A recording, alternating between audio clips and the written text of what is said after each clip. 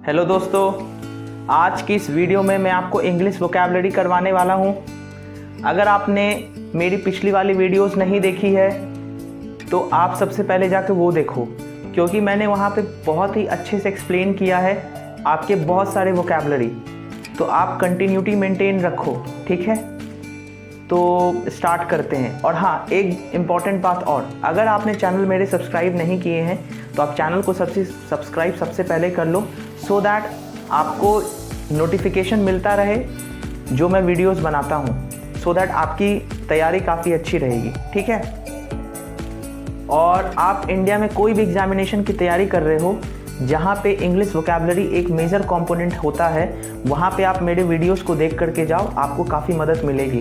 चाहे आप SSC CGL के एग्ज़ाम की तैयारी कर रहे हो, चाहे आप यूपीएससी पीएफओ का तैयारी कर रहे हो, चाहे आप बिहार सिविल कोड का तैयारी कर रहे हो, चाहे आप एसएससी सीजीएल टीयर 2 जो दोगे, सीजीएल 1 टीयर 1 के बाद एससीएचएसएल एमटीएस, कोई भी एग्जामिनेशन दे रहे हो जहाँ पे वोकैबुलरी आती है, इवन सीडीएस और कैट के एग्जामिनेशन में भी बहुत सारे वोकैबुलरी है जो आपके आ सकते हैं, ठीक है। तो आप यहाँ से देख के जाओ। तो हम स्टार्ट करते हैं। जो सबसे पहला वर्ड हमारा है वो है सीवर। अब ये सीवर का मतलब क्या होता है मैं आपको बताऊं, तो ये एक one of the most important word है, ठीक है। ये सीवर का मतलब क्या होता है, कट ऑफ। कट ऑफ का मतलब आप कह सकते हो लेमन टर्म में खत्म करना किसी भी चीज़ को, ठीक है। सीवर का कहने का मतलब क्या हुआ, किसी चीज़ को कट ऑफ करना, खत्म करना, ठीक है। तो मैंने एक एग्जाम्पल भी लिखा है आपके लिए। एग्जाम्पल क्या है, it is unwise to sever diplomatic relation, ठीक है। ये एक सही निर्णय नहीं है और ये अनवाइज मूव है कि हमें एक कंट्री के साथ डिप्लोमेटिक रिलेशन को तोड़ लेना, ठीक है। ये गलत बात है।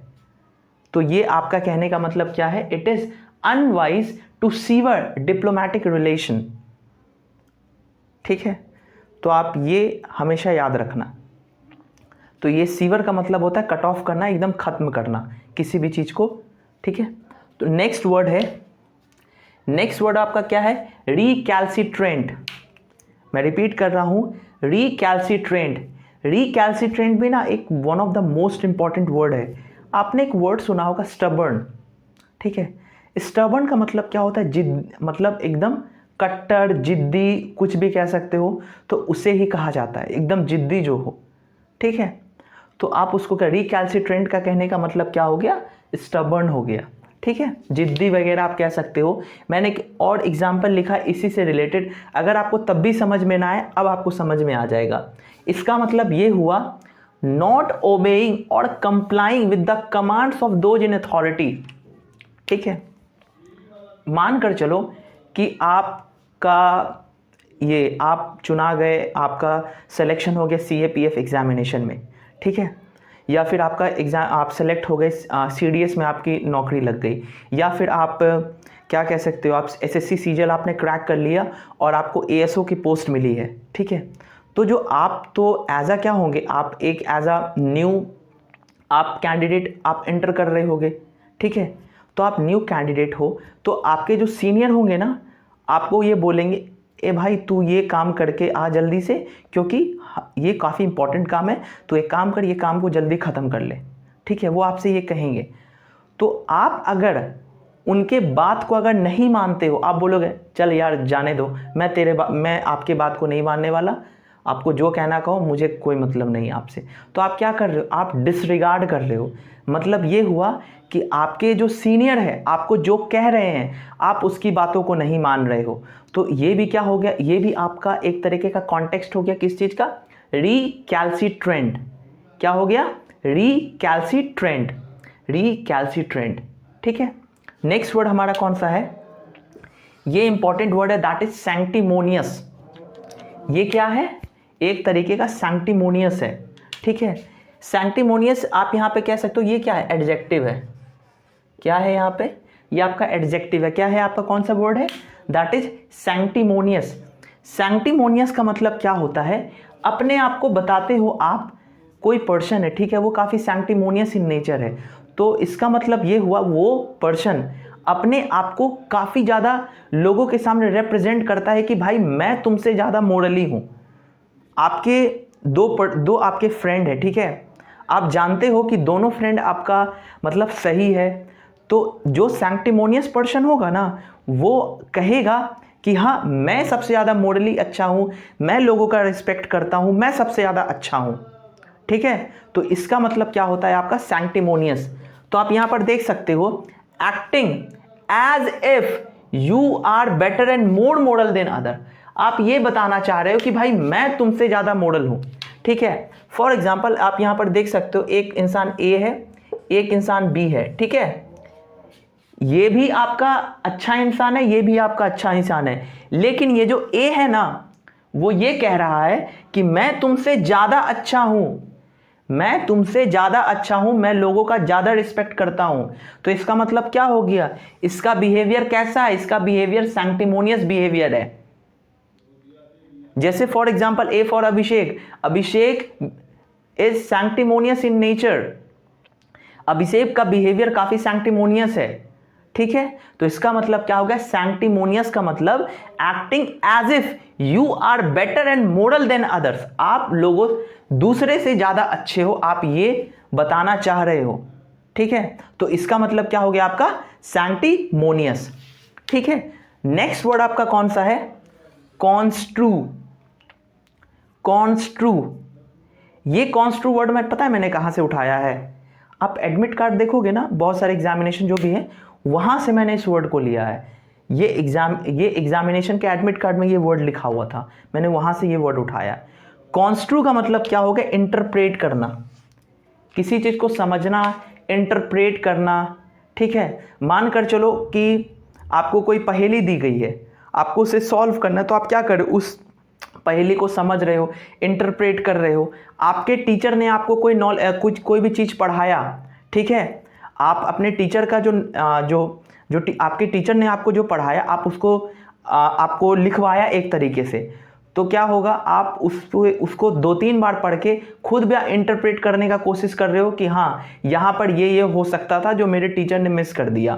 मानकर चलो आप मार्केट से जाके आपने एक बुक खरीद के लाई, ठीक है, अब वो बुक जो है ना आपको एकदम समझ में नहीं आ रही है, तो आप क्या कर रहे हो, उस बुक को इंटरप्रेट करने के लिए, इसका मतलब क्या हुआ, उस बुक को समझने के लिए आप दूसरी बुक का मदद ले रहे हो।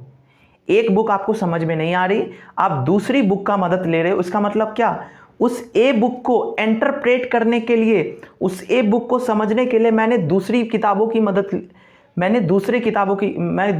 का मदद ले रहा हूं। तो क्या हो गया यहाँ पे, इसका मतलब क्या हो गया, कॉन्स्ट्रू, ठीक है। कॉन्स्ट्रू का मतलब क्या होता है, इंटरप्रेट करना किसी भी चीज को, ठीक है। नेक्स्ट वर्ड है that is very very very important, pertinent. Pertinent का मतलब हो गया रेलेवेंट। रेलेवेंट का मतलब जो सब्जेक्ट की बात की जा रही है उसी से वो रिलेटेड होगा, जिस चीज के बारे में वो बात की जा रही है ना भाई, उसी से वो रिलेटेड चीज है, तो उसे मैं क्या बोलूंगा, पर्टिनेंट, ठीक है। उसे क्या बोला जाएगा, पर्टिनेंट। पर्टिनेंट का मतलब क्या हो गया, रिलेवेंट, जिस सब्जेक्ट के बारे में, जिस कॉन्टेक्स्ट में आप बात कर रहे हो उसी कॉन्टेक्स्ट में ये वर्ड यूज होता है, पर्टिनेंट, इसी कॉन्टेक्स्ट के लिए है, ठीक है। आप कह रहे हो कि मैं एक दिन में 10 गिलास पानी पी लेता हूं, ठीक है, तो अच्छी बात है। और एक इंसान और है, वो भी बोलता है मैं भी 10 गिलास पानी पी लेता हूं अच्छे तरीके से, ठीक। तो आप, अगर कोई और भी है वो भी बोलेगा कि हाँ मैं भी 10 गिलास पानी पी सकता हूं, तो सही बात है। तो इसका मतलब क्या है कि अगर आपको उसका डेटा अगर अरेंज करना होगा तो आप क्या करोगे, सबके डेटा को अरेंज कर लोगे, हाँ भाई ये भी पानी पी सकता है, ये लड़का पानी पी सकता है, वो भी पानी पी सकता है। इसका मतलब क्या, आप वहां पर पानी का डेटा इकट्ठा कर रहे हो कि भैया कौन कौन पानी पी सकता है। तो क्या हो गया, आप अगर वहां पे पानी का डेटा लिखोगे तो आप ये वहां पे नहीं लिखोगे कि कौन कौन खाना खा सकता है, तो वो तो रिलेवेंट होगा ही नहीं। आपसे अगर पूछा जाएगा भाई आप पानी कितने गिलास पीते हो, तो आप क्या बोलोगे कि नहीं मैं खाना 10 केजी खाता हूं, ये आप कहोगे, नई बात है। अगर आपसे आपका नाम पूछा जाएगा तो अपने फादर्स का नेम थोड़ी बताओगे, अपने मदर्स का नेम थोड़ी बताओगे, अपने भाई या बहन का नाम थोड़ी बताओगे, आप अपना नाम ना ही बताओगे भाई। तो वही क्या हो गया, रिलेवेंट हो गया, आपको रिलेवेंट देना है, तो पर्टिनेंट उसी का मतलब हो गया। Relating directly to the subject being considered, जिस सब्जेक्ट को कंसीडर किया जा रहा है आप उसी सब्जेक्ट के बारे में बात की जा रहे हो। आपसे अगर पूछा जा रहा है कि भैया तुमने खाना खाया, तो तुम बोलोगे कि मैं तो अभी सो के ही उठा हूं, मैं ये कर रहा हूं, मैं वो। उसका मतलब क्या होगा? Beating around the Bush, beating around the Bush. ठीक है, तो यही इसका मतलब है। क्या किस चीज का? पर्टिनेंट का मतलब है। तो आशा करता हूं आपको ये सारा वीडियो पसंद आ रहा होगा, और जहां तक मैंने ये समझाया आपको अच्छे तरीके से समझ में नहीं आया होगा, अच्छे तरीके से आपको समझ में आया होगा। अगर मान कर चलो आपको ये समझ में अच्छे तरीके से नहीं आया, तो आप मेरे वीडियोस को एक बार और देखो, सो दैट आपको एक अंडरस्टैंडिंग, एक क्लैरिटी आपको मिल जाएगी, और आप एग्जामिनेशन में अच्छे तरीके से कर पाओगे। क्योंकि जब तक आप वर्ड समझ के नहीं ना जाओगे भाई, एग्जामिनेशन में कुछ नहीं होगा। ठीक है, एग्जामिनेशन पास करना है तो आपको कोई भी चीज़ समझ के पढ़नी होगी। बिना समझ के दुनिया में जिया नहीं जा सकता। ठीक है, अगर आप कोई भी चीज़ समझ लोगे ना, आपका बेड़ा एकदम पार हो जाएगा, और आप कोई भी एग्जामिनेशन को अच्छे तरीके से क्रैक कर सकोगे। ठीक है, तो आज के लिए बस इतना ही। अगर आप वीडियो पर नए हैं तो मेरे चैनल को जल्दी से आप सब्सक्राइब कर लीजिए, और अगर आपको वीडियो अच्छी लगती है तो अपने फ्रेंड्स को भी शेयर कीजिए। ठीक है, तो ठीक है, धन्यवाद। जय हिंद, जय भारत।